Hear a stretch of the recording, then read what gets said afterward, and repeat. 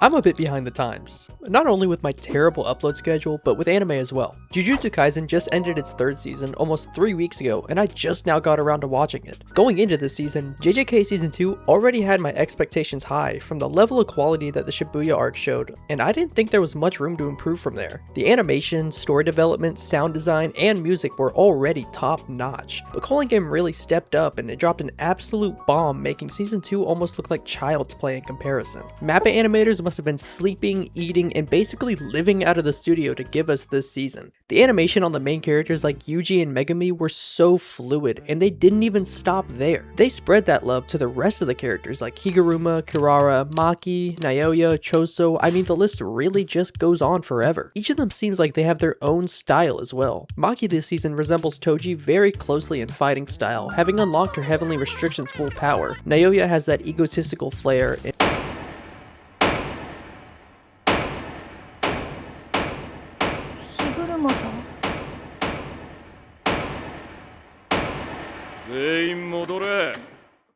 seeing Higuruma's domain expansion caught me off guard since I didn't really expect him to have one. I haven't read the manga either, so I was going into this season watching it completely blind like a lot of other people were, with no prior knowledge. Deadly Sentencing's domain works in a way that doesn't mean life or death. It reflects more of a traditional court trial with a slight twist. Judge-Man presents the crime the defendant is being accused of. In this case, Yuji is being charged with the crime of entering a pachinko parlor while he's underage. While Yuji has the chance of admitting or denying, he can only make one statement, and the same also applies to Higuruma. Higuruma also has a piece of evidence that doesn't necessarily confirm or deny guilty or innocent. If someone is found guilty, the judge-man punishes them in a number of ways. In Yuji's case, he temporarily lost the ability to use all of his cursed energy. The difference with Higuruma's domain is that there's no violence while inside of it, and this applies to both Yuji and Higuruma. If found guilty, the defendant has up to 2 retrials to be proven innocent. On Yuji's first retrial, the judge-man changed the crime to accusing Yuji of mass murder during the Shibuya incident, which he ended up admitting guilty to. And in the case of a death penalty by Judge-Man, Higuruma is given the executioner's sword, and anyone cut by that sword, without exception, dies.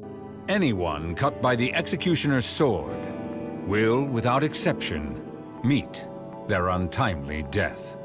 To my memory, this is the first time in the entire series that an object will kill anyone it touches. Because every other time the narrator explains a cursed technique or a cursed weapon, they always say something along the lines of, with the sole exception of Satoru Gojo. But even after Yuji admitted he was guilty, Higuruma knows that in the evidence he had, it was Sukuna that committed the mass murder, meaning Yuji was innocent. And this made Higuruma think back to his younger days as a lawyer, ultimately saving Yuji's life and pushing the story along. Higuruma, even as a side character, has so much of his story told, and even the way he uses the gavel is animated with so much soul put behind it. Spending half the episode explaining his backstory and the injustice he's faced, defending clients that have no chance, shows the kind of person he is. But you know who else has faced tons of injustice, especially from her own family?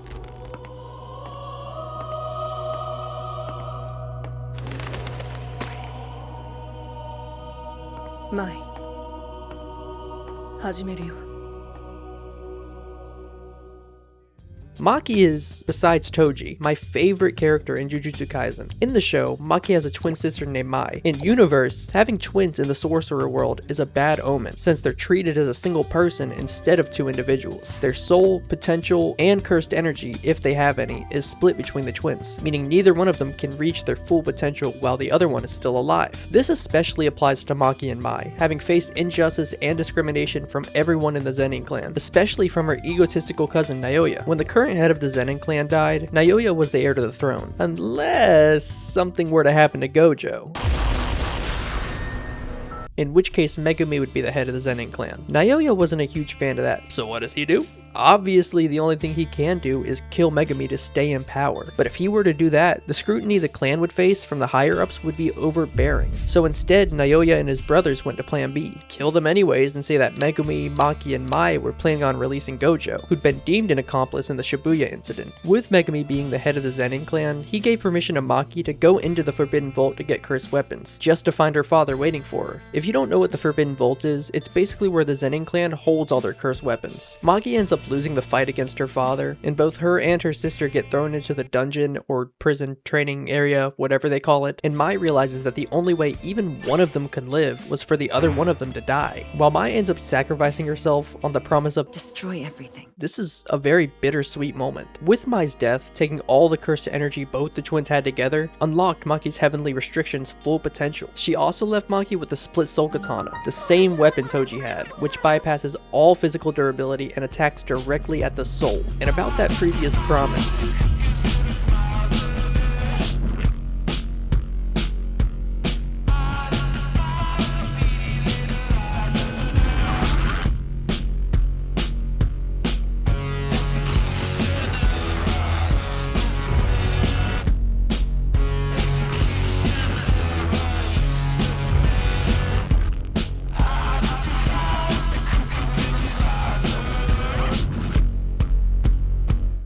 I wish I could show the full fight because this was some of the best animation throughout the whole season, and it really showed the character development Maki went through. And about Naoya,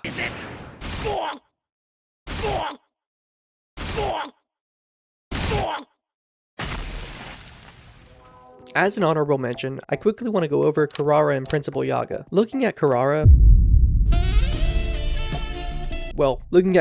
technique, what even is it? I get the general idea, and it's amazingly fleshed out, and I'm sure that if I was any smarter, I would be able to understand it, but I'm not.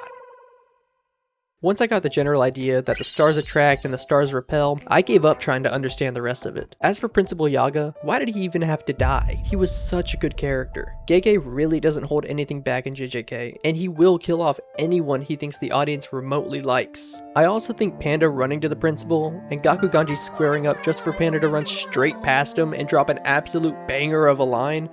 To me, you're just the random knife that happened to fall upon him.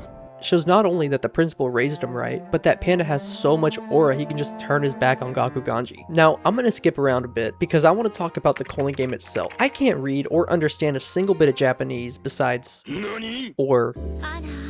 So having to read the subtitles while the characters are talking makes it extremely hard to keep up. To put it simply, the Culling Games were made by Kenjaku to perform a ritual to combine everyone in Japan into Tengen. It forces 100 sorcerers in each colony, which there's 10 total colonies, to fight in a battle royale. Each sorcerer gives 5 points and each non-sorcerer gives 1 point. There were 8 original rules before more were added, but the main rules were as follows. If no point difference is shown within 19 days, you die. Every 100 points can be used to add a new rule, and no rules can prevent the ending of the Culling Game. There's 5 other rules, but they're not as important. If you really want to know all of them, I'll leave a link in the description to the wiki page. So Yuji and Megumi entered the Tokyo colony, while Yuta, who I actually haven't mentioned in this video at all, goes into the Sendai colony. And the Sendai colony is filled with sorcerers from over 1,000 years ago. Kenjaku made pacts with sorcerers from over 1,000 years ago to be reincarnated for the Culling Game, along with awakening new modern-day sorcerers to participate. Some of these past sorcerers include Takaka Uro, who can bend the sky like it's a surface, Ryu Ishigori, who has the highest cursed energy output of any player in the Culling Game, and he can also shoot a cannon out of his pompadour, and Dhruv Lakdawala, who has 2 Shikigami that can make a domain the size of their path orbiting each other. Dhruv was actually the first one to go, being killed by Yuta on his second reincarnation, so he never really got any screen time. But Uro and Ishigori were the highlights of episode 12. This episode with Yuta, Uro, and Ishigori being in a 1v1v1 was nothing but pure aura farming. The final battle, when they all used their domain expansion, put more hype into me than solo leveling did as a whole. The only thing I wish happened differently was that Kuroshi didn't intervene in their 3-way domain expansion, because I was so excited to see each of their domains in full besides the small brief glimpse we ended up getting. Even without seeing them though, I believe this fight was the best we've seen so far throughout the whole show as a whole. And to add on to this, Uro's character design and fluidity made it really look like she was grabbing the sky and bending it how she wanted to, on top of reshaping the ground and environment around her. And again, Yuta is just Yuta. Rika and him make such a good combo, and I'm really excited to see more of them because I didn't watch the Zero movie until after I finished this season. So my first impression of Yuta was that he was cold and calculated, and again with the aura farming. Rika appearing just to grab Yuji was so nice. The black stretching out from Rika really gave it depth and made it look very 3D with the depth of field it added. Jujutsu Kaisen as a whole has gone through so much from its initial release to being what it is now, and if they keep going in this direction, regardless of the broad popularity this anime has already gotten, it has potential to be, if not already is, one of the best shows to release. Join the Discord.